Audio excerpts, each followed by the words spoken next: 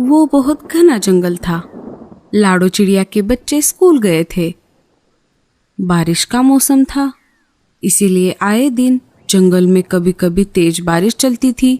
उस दिन भी जंगल में तेज बारिश हो रही थी।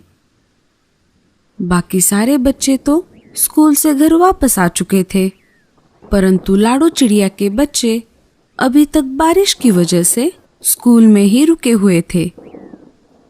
भैया, ये बारिश कब तक चलेगी? ये रुकने का नाम ही नहीं ले रही। माँ घर पर हमारा इंतजार कर रही होगी। हाँ टीलू, हम जल्द ही घर जाएंगे। बारिश रुकने तक हमें यहाँ पर ही रुकना पड़ेगा। तीनों एक साथ इतनी तेज बारिश में स्कूल के बाहर ही रुके थे। बारिश के कारण ठंड भी बढ़ चुकी थी। जब हवा का झोंका आता तो तीनों ठंड से कपकपाने लगते। तभी मीनू टीचर क्लासरूम से बाहर आ गई। उन्होंने तीनों भाइयों को देख लिया। उनके पास में ही चिड़िया का बच्चा बंटी भी था। उसे भी अपने घर जाना था। तभी मीनू टीचर ने बंटी को एक छाता दे दिया और उसे घर जाने को कहा। तभी वो तीनों के पास आकर बोली, देख लिया तुम तीनों ने। अगर समय पर तुमने स्कूल की फीस भर दी होती तो मैं तुम्हें भी घर जाने के लिए छाता दे देती। रात होने से पहले घर जाना, वरना सुबह तक यहीं पर बैठे रहोगे। तीनों मायूस हो जाते हैं। मीनू टीचर अपने घर निकल जाती है। इधर लाडो चिड़िया बच्चों के घर न आने पर परेशान हो चुकी थी। उसने अपने पति से कहा, अजी, आप जरा जाकर देखिए, बच्चे अभी तक क्यों नहीं आए? बल्लू स्कूल की तरफ निकल पड़ा। वो बारिश में भीग रहा था, लेकिन फिर भी उसे अपने बच्चों के पास जाना था। थोड़ी देर बाद वो स्कूल पहुंच गया। उसने देखा बच्चे तो वहां पर नहीं हैं और स्कूल भी बंद हो चुका है। उसे अपने बच्चों की अब और भी ज्यादा चिंता होने लगी। वो वापस अपने घर की तरफ निकल पड़ा।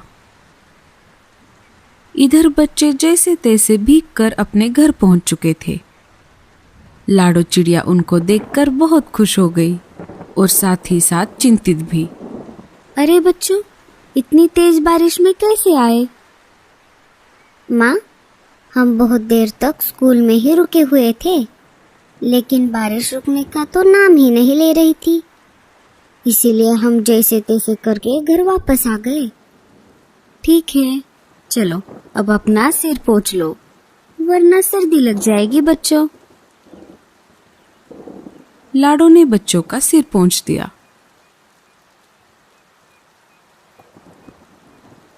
उसने पीने के लिए टमाटर का गर्मा गर्म सूप बनाया था। लाडो ने बच्चों के सामने सूप रख दिया।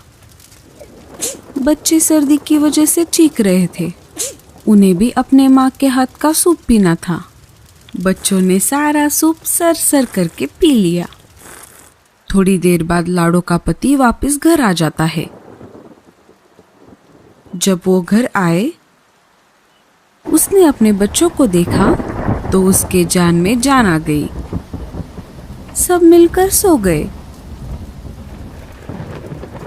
लेकिन लाडो के पति को नींद नहीं आ रही थी। उसे अपने बच्चों की चिंता सता रही थी। सुबह हो जाती है। आज लाडो का अपने बच्चों को उठाने का मन ही नहीं कर रहा था, क्योंकि अगर आज बारिश में बच्चे भीग जाते तो वो बीमार पड़ जाते। वो ऐसा सोच ही रही थी कि तभी उसके तीनों बच्चे उठ गए। टीलू गोलू, चलो उठ जाओ, वरना स्कूल के लिए देरी हो जाएगी और फिर से मीनू टीचर डांटेगी। मीनू टीचर का नाम सुनते ही दोनों उठ गए। जल्दी जल्दी से तैयार होकर तीनों अपना अपना टिफिन लेकर स्कूल की तरफ निकल पड़े। आधे रास्ते में आते ही आज फिर से बारिश शुरू हो गई।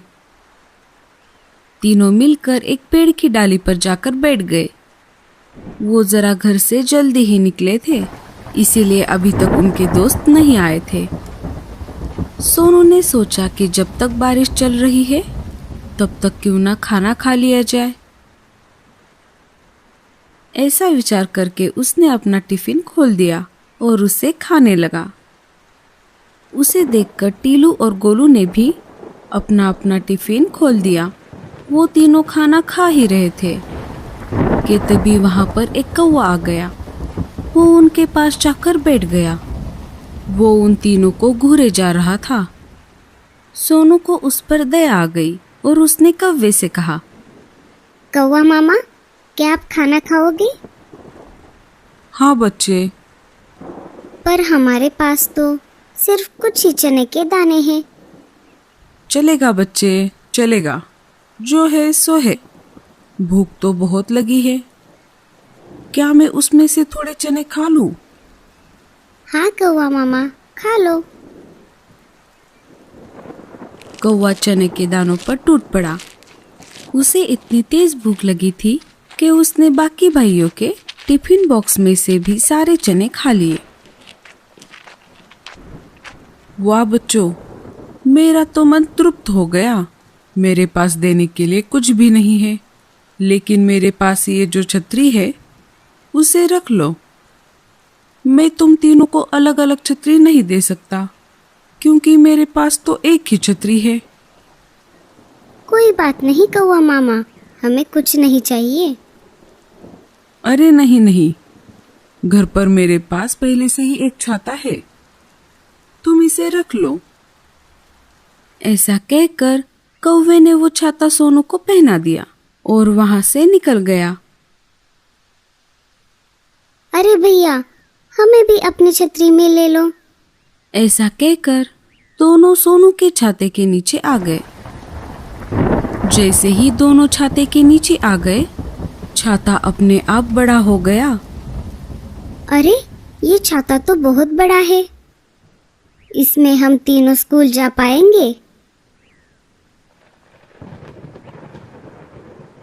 वो तीनों स्कूल की तरफ निकल ही पड़े थे कि तभी उनके बाकी दोस्त भी वहां पर आ गए।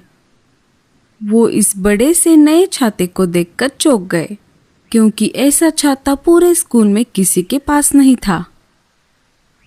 छाते की वजह से वो आज भीगने से बच गए थे। सारे मिलकर स्कूल पहुंच गए। मीनू टीचर उनको देखकर हैरान हो गई। आज तीनों को बहुत मजा आ रहा था, क्योंकि उनके पास भी एक छाता था। अब वो भी बारिश में ना भीगते हुए घर जा सकते थे। स्कूल की छुट्टी हो गई। बारिश शुरू ही थी। बारिश अपने जोरों पर थी। सब बच्चे अपने अपने घर की तरफ निकल पड़े। सोनू ने छाता ले लिया।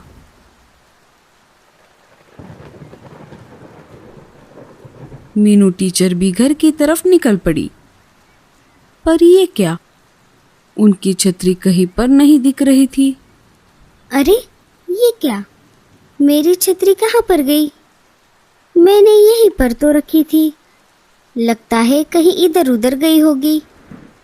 अब मैं घर कैसे जाऊं? कोई बात नहीं मीनू टीचर, आप हमारी छतरी में आइए, हम आपको घर छोड़ देंगे। अरे, ये छतरी तो बहुत छोटी है, मैं इसमें कैसे आ पाऊंगी? हम एडजस्ट कर लेंगे टीचर। ठीक है। मीनू टीचर छतरी के नीचे आ गई। जैसे ही वो नीचे आ गई, वैसे ही छतरी बड़ी हो गई। अरे, तुम्हारी छतरी तो बहुत बड़ी है। हाँ टीचर, मैंने कहा था ना कि हमारी छतरी में हम सब जा सकेंगे। तभी गोलू ने बाकी बचे कुचे दोस्तों को भी आवाज लगाई और वो भी छतरी में आ गए। जैसे जैसे वो छतरी में आते गए, वैसे वैसे छतरी बड़ी होती गई। रास्ते में सोनू ने अपने अपने दोस्तों को उनके घर छोड़ दिया। वो मीनू टीचर के घर पहुंच गए। मीनू टीचर को अपने किए पर पछतावा हो रहा था। घर आते ही मीनू टीचर ने बच्चों से कहा, बच्चों, मुझे माफ कर दो। मैंने जानते हुए भी तुम तीनों को भला बुरा कह दिया। ऐसा होते हुए भी तुमने मेरी मदद की। कोई बात नहीं टीचर, अब हम चलते हैं। माँ हमारा घर पर इंतजार कर रही होगी। तीनों फिर से अपने घर की ओर चल पड़े। जब वो घर आए तब लाडू चिड़िया और बल्लू चिड़ा बहुत खुश हो गए। सोनू ने सारी घटना अपने मम्मी पापा को बताई। उसे सुनकर लाडू चिड़िया को तो भरोसा ही नहीं हो रहा था। देखा बच्चों, अच्छा कर्म करोगे तो उसका फल भी अच्छा ही मिलेगा। तो दोस्तों, कैसी लगी आपको हमारी ये कहानी? हमें कमेंट्स में ज़रूर बताना। और स्टोरी अच्छी लगे तो लाइक और शेयर ज़रूर कर देना।